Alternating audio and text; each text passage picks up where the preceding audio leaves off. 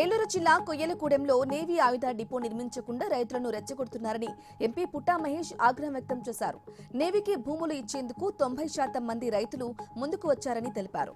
అవినీతి లేకుండా కూటమి ప్రభుత్వం ప్రజలకు సుపరిపాలన అందిస్తుందన్నారు.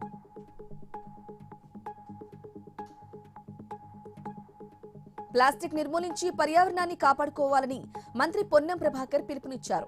ప్రజలందరూ ప్లాస్టిక్ వాడకాన్ని తగ్గించి సుస్థిరమైన గ్రీనరీని భవిష్యత్తు తరాలకు అందించాలన్నారు. సెక్రటేరియట్లో సౌత్ కొరియా బృందం plastic free India green earth అనే సందేశంతో అవగాహన కార్యక్రమం చేపట్టారు.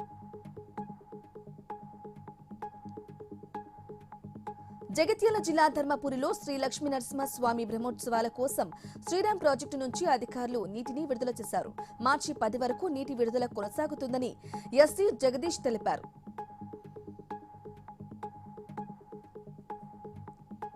కాణిపాకం వినాయకుని తెలంగాణ హైకోర్టు న్యాయమూర్తి సూరిపల్లి నందా దర్శించుకున్నారు. కుటుంబ సభ్యులతో కలిసి స్వామివారికి మొక్కులు చెల్లించుకున్నారు.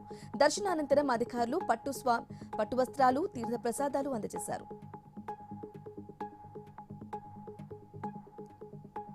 మార్కాపురం జిల్లా దోర్నాలలో రోడ్డుపై టాబ్లెట్స్ పడేయడం కలకలం రేపింది.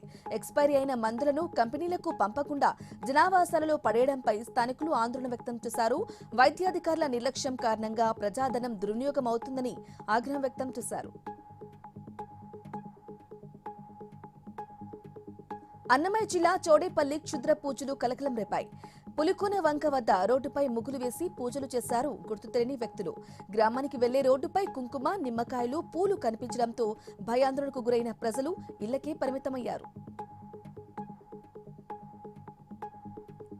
భూ వివాదం పరిష్కారం అవడం లేదంటూ కడప జిల్లా మైదుకూరులో ఓ కానిస్టేబుల్ ఆత్మహత్యాయత్నం చేశారు.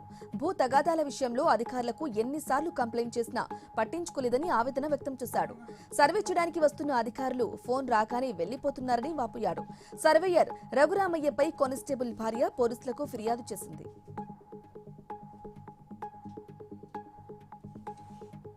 మార్కాపురం జిల్లా దోర్నాలలో అసంపూర్తిగా వదిలేసిన స్కూల్ భవన నిర్మాణాన్ని పూర్తి చేయాలని స్థానికులు డిమాండ్ చేశారు. పాఠశాల నిర్మాణం చేపట్టిన కాంట్రాక్టర్ స్లాబ్ పోసి మిగతా పనులను గాలికి వదిలేస్తాడని ఆవేదన వ్యక్తం చేశారు.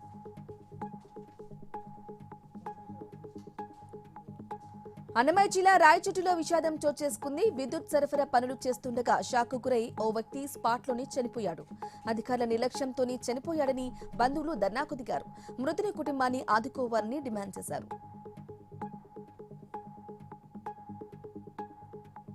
పాలేరు నదిపై సంగమేశ్వర ప్రాజెక్టు పనులను ప్రారంభించారని సిపిఐ నాయకులు డిమాండ్ చేశారు. 10 ఏళ్ల క్రితం 50 కోట్లతో పూర్తి చేద్దామనుకున్న ప్రాజెక్టు ఇప్పుడు 165 కోట్లకు చేరిందన్నారు.